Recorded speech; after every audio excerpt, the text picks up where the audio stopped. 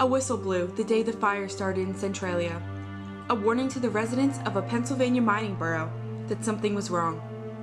That spring day in May 1962, someone had spotted flames flickering out of the old mining pit that was now used as a garbage dump. Now, the trash was on fire.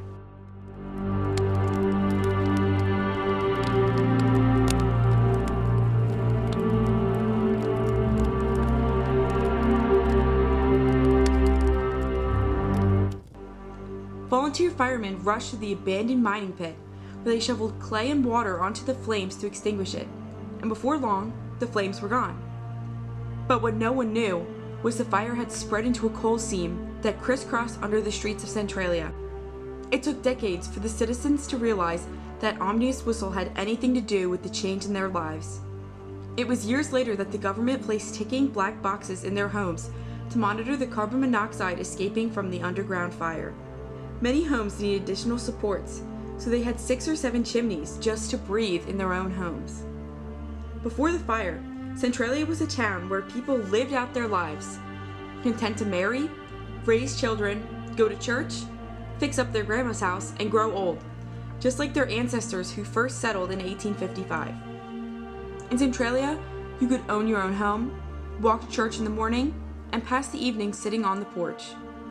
A sense of trust, a singular, blind trust, bound these Centralians together on this mountaintop. But this issue brought up something the Centralians had never had to question. Were they safe in their own homes and backyards? Eventually, representatives from the State Department of Environmental Resources visited the homes to check for the presence of other toxic fumes. Signs that read, "Keep out, danger," were posted in backyards and empty lots where it was too dangerous for children to play. Many argued that health problems associated with carbon monoxide were highly exaggerated, but the sight of the boreholes would convince anyone that something was wrong in their town. There were at least 1,800 boreholes all over town. The ones closest to the old mining pit were surrounded with material that looked like chicken wire.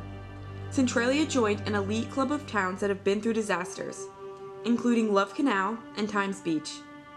Declared Monsignor Lapalus non grata, it was the inspiration for the town in the movie Silent Hill. For the next 24 years, the people of Centralia believed that the state and federal governments would put out the fire and keep their town safe. But nothing worked. And so, the houses started coming down. In 1980, 27 families sold their homes to the federal government for virtually nothing. Before long, an opposition group called the Residents to Save the Bureau of Centralia was formed, dedicated to preserving the community at all costs. The group members were convinced that if a fire was burning under town, it really wasn't that bad. One by one, blood red numbers were painted on the houses that had been sold and marked for demolition. On December 14th, 1984, the bulldozer started tearing them down. In 1985, approximately 100 homes were torn down. And by 2000, the fire had moved onto the cemetery, with smoke wafting up from around the gravestones. In 2002, the town had its zip code revoked.